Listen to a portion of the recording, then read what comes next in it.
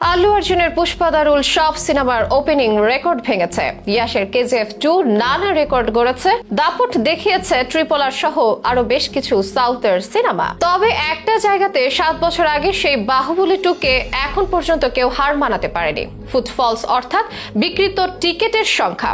Life time প্রায় 11 কোটি ticket বিক্রি হয়েছিল বাহুবলী 2 এর ক্ষেত্রে, যার ধারের কাছেও যেতে পারেনি সাউথের অন্য কোনো সিনেমা। এমনকি ভারতের সিনেমা সব ইন্ডাস্ট্রি এবং একাল সেকাল ঘেটে ফেললেও ফুটফলসে সেরা 2-এ পাওয়া যাবে বাহুবলী 2 এর নাম। সে সময় 150 রুপিতে টিকিট বিক্রি করে 217 কোটির ওপেনিং নিয়েছিল এই সিনেমা এবং লাইফ টাইমে আয় করেছিল 1800 কোটি রুপি। বাহুবলী 2 তাই অনন্য এক ইতিহাস। প্রশ্ন হলো, বাহুবলী 2 থেকে অনেক কম টিকিট বিক্রি করেও কিভাবে এত আয় করছে এখনকার সিনেমাগুলো? এই সময়ে বাহুবলী 2 মুক্তি পেলে আয়ের অঙ্কটাই বা কত হতো? চলুন সেসব জেনে নেই বিস্তারিত শোবিজ আয়োজনে। ভারতীয় সিনেমার শক্তিমান একজন পরিচালক SS রাজামৌলি, যিনি হাত ছোঁয়ালেই সে সিনেমা হয়ে যায় হিট। আর তার সবচেয়ে আইকনিক কাজ বাহুবলীর 2 পর্ব।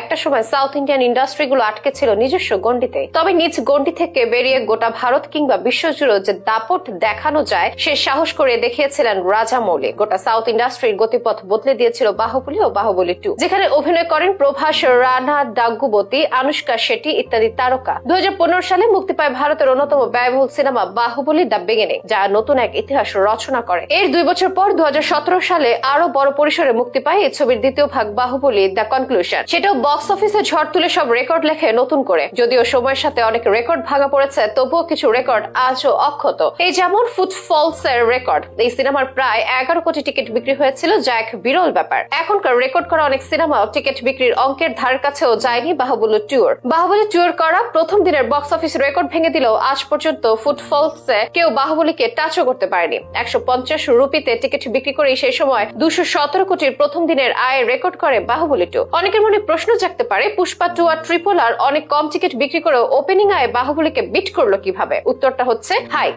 সহজ কথায় টিকিটের মূল্য বাড়ানো। তেলুগু রাজ্যে সর্বপ্রথম এই ট্রেন্ড শুরু করে রাজামৌলি, কারণ তার মুভিতে বাজেট খুবই বেশি থাকতো, তার সিনেমার চাহিদাও ছিল বেশি। ফলে ভালো ব্যবসা করার জন্য টিকিটের দাম কিছুটা বাড়ানো হতো। এটাকে ভালো সিদ্ধান্ত বলেই মনে হতো সকলের কাছে। কিন্তু এরপরে কম বেশি সকল হাইপে থাকা মুভি হাইকের সুবিধা পেতে থাকে, এমনকি বাজেট কম থাকা মুভিও বেশি হাইকের সুবিধা পায়। নানা আলাপ আলোচনা বিশ্লেষণের মাধ্যমে টিকিটের মূল্য বাড়িয়ে নেওয়া হয়। যেমন পুষ্পা দারুলের বাজেট প্রভাসের 2898 AD থেকে অনেক কম হলেও পুষ্পার টিকেটে হাইক বেশি, ফলে তুলনামূলক কম টিকিট বিক্রি করলেও প্রথম দিনে বড় আয়ের রেকর্ড করেছে এটা। আজকের দিনেও এমন হাইপে যদি বাহুবলী 2 মুক্তি পেত, এটার আয়ের অঙ্ক কয়েক হাজারে গিয়ে ঠেকতো, তা অনেকের ধারণার বাইরে। জানলে অবাক হবেন, KGF ও ট্রিপল R এর মতো ব্লকবাস্টার মুভিও বাহুবলীর অর্ধেক টিকিট বিক্রি করতে পারেনি। বাহুবলী 2 সিনেমাটা তাই ভারতীয় চলচ্চিত্রের জগতের একটি মাইল ফলক হিসেবে বিবেচিত হয় এবং অনেক কারণে স্মরণীয় হয়ে আছে সিনেপ্রেমীদের কাছে। 2017 সালে সিনেমাটা সে হাইপ, সে উন্মাদনা আজও অনেকে স্মরণ করে আবেগে আপ্লুত হন।